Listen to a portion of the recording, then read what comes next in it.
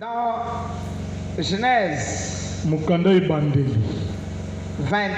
41, Ozi Mukanda Bandeli Mokapatukumine na Moko. je lirai à partir du 14e verset. Obandi na mulongo ya zomi na mine. Je lis pour nous au nom puissant de Jésus. Amen. On ne lira pas tous les chapitres, Otanga mukapinyo sote. mais par-ci par-là. Tokopona milongo ya kotanga. Je lis à partir du 14e verset. Obanda mulongo ya zomi na mine. Genèse 41. Pharaon fit appeler Joseph. Falo abengaki Joseph. On les fit sortir en hâte dans les prisons. Nde bakenda kobimise mbangu na boloko esika azalaki. Attends, on les fit sortir en hâte Bakia kobimise na des lombango. prisons. Bakia bimise na lombango na boloko. Il se rasa, changea de vêtements et se rendit vers Pharaon. Akati yesuki pe balongole bilamba boloko alati ya malamu ake epai ya Falo. Pharaon dit à Joseph, Farao alobi na Joseph boye. j'ai eu un songe. Nalotaki ndoto moko. Personne ne peut l'expliquer. Namoni moto moko takoki kolimbola yango. Et j'ai appris que tu expliques un songe après l'avoir entendu. Pe nakoki sango ke olimbolaka ndoto soki oyoki yango. Joseph répondit à Pharaon en disant, Joseph apesi Farao maloba eyano ce yango. n'est pas moi, Eza nango ngai te. c'est Dieu qui donnera une réponse favorable à Pharaon. Eza nzambe moto akopesa Falo eyano ebongi mpo na ye. 25e verset.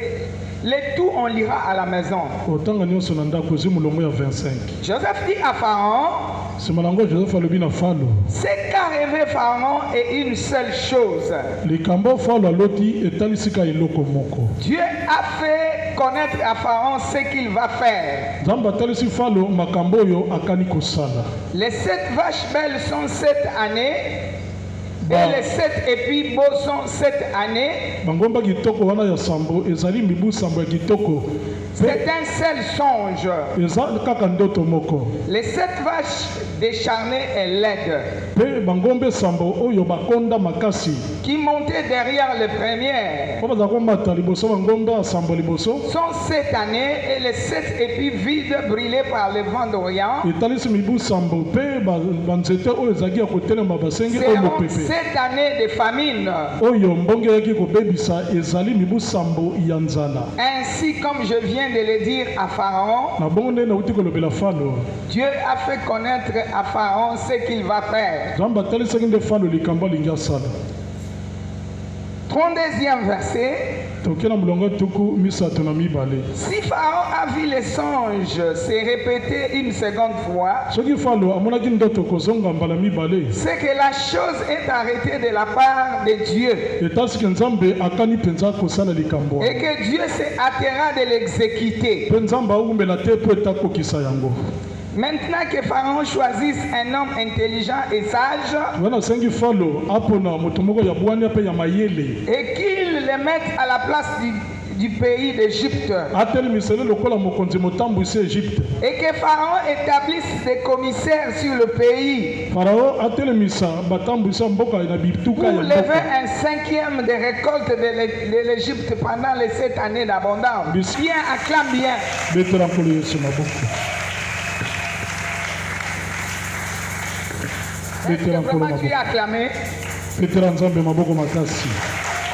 Na milolo mpo na Yesu.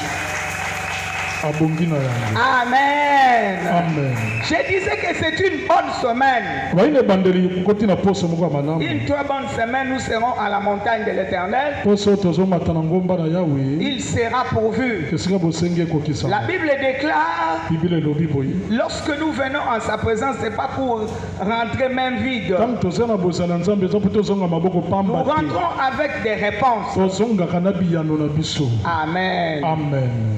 Ici, pour ce récit, Ah, mpo na litangi oyo totangi. connaissons bien Joseph.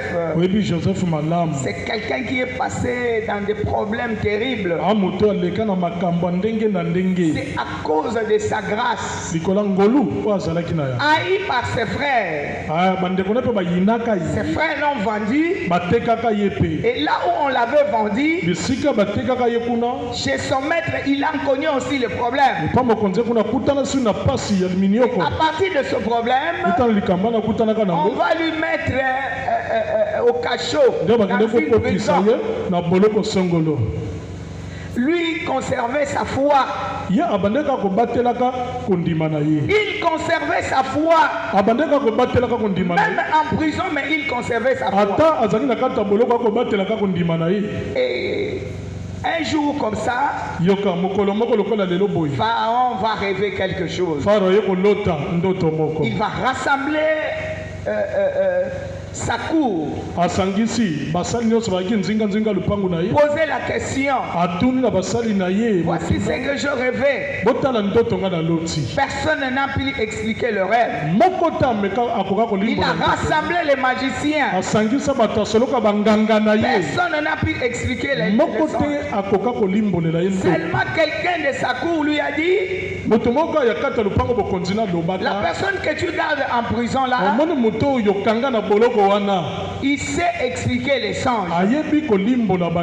On va poser la question, c'est qui? Oh, c'est Joseph. Oh, Joseph. Il va faire appeler Joseph. Que Joseph vienne vite.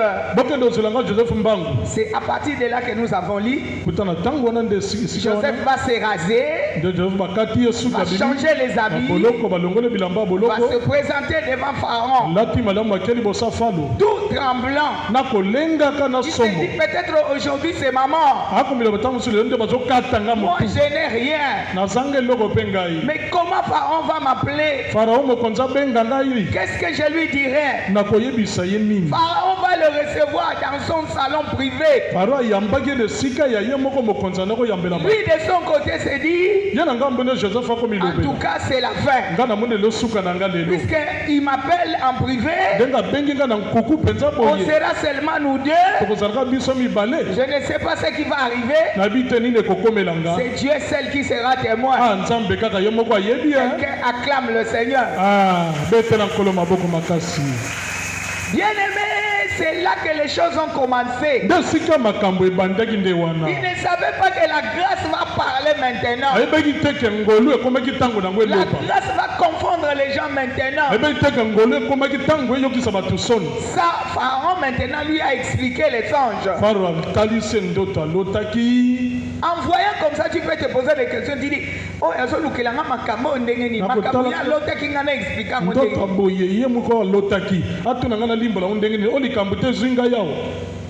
voici, j'ai rêvé. Vous allez lire les songes dans la Bible. Puisque c'est pas là que moi je suis. Amen. Maintenant, on va expliquer les songes. Il a expliqué les songes.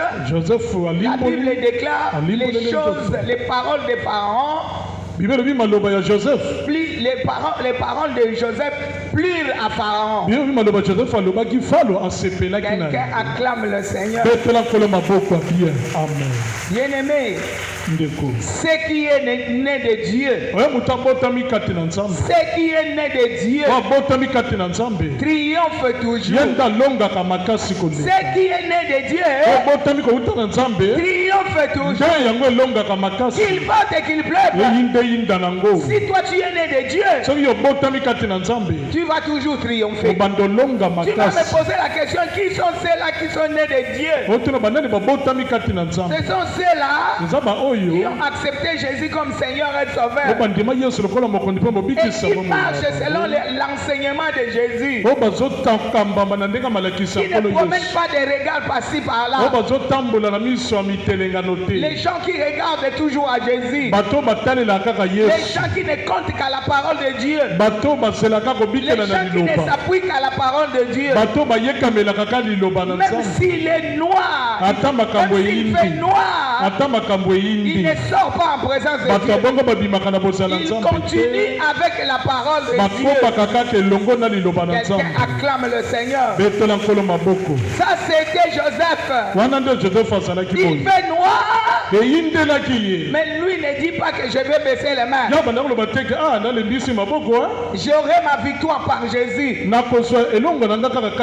Alléluia. Amen. J'aurai ma victoire par Jésus. Il est au contrôle de toutes choses. C'est lui le créateur des cieux et la terre. Il connaît les pensées des pharaons. Il connaît tout ce que le monde pense de moi. Je parle à quelqu'un. Dieu connaît tout ce que le monde pense de moi. Il connaît les complots. Il connaît les contre-prières. Il connaît tous ces complots pour chercher à arracher ta vie, pour chercher à mettre le désordre. Garde ton Dieu. Sois connecté. Ne relâche jamais. La grâce qui est sur toi parlera.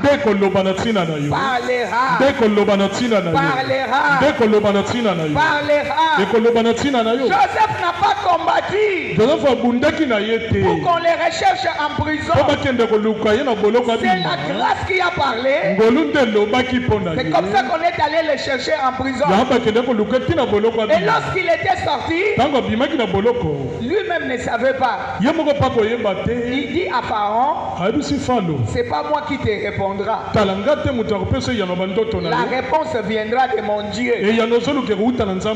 Alléluia. Amen. Puisqu'il savait en qui il a crié. J'écris à quelqu'un qui n'échoue jamais, qui ne voyage pas.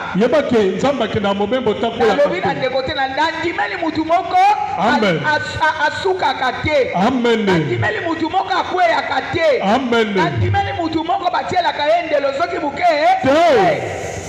Il était tranquille devant Pharaon, tout en sachant que Pharaon a une armure terrible derrière lui.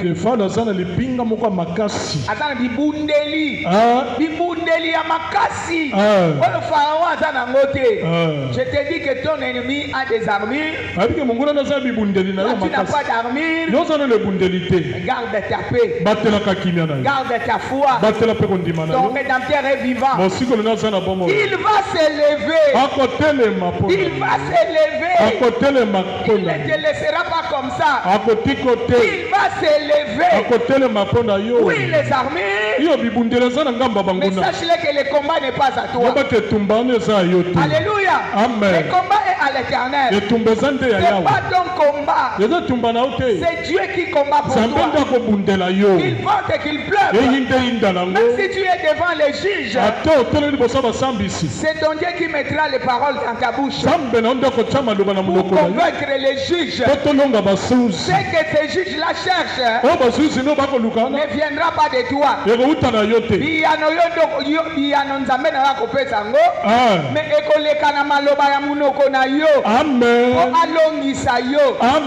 je parle à quelqu'un. Acclame les rois. Acclame les rois. Amen. Qu'ils mentent et qu'ils peuvent ne pas pleurer. Joseph ne pensait pas qu'il allait gagner devant Pharaon. Mais moi j'aime sa réponse. Il dit la réponse exacte. C'est Dieu qui le donnera à Pharaon. La réponse de ta vie, c'est Dieu qui le donnera. Et te cherche, il pense que tu es seul. C'est comme Joseph, on l'a cherché par-ci par-là. C'était à cause de sa grâce. C'est pas autre chose. C'est puisqu'il avait vu un songe. Et même ses parents, même tout le monde s'agenouillait devant lui. Et tout le monde dit, celui-ci doit mourir.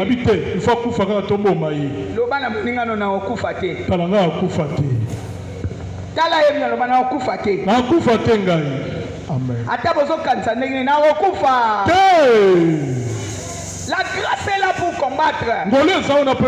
Cette semaine, nous serons à la montagne. Le thème est que la grâce changera nos luttes en victoire. Tu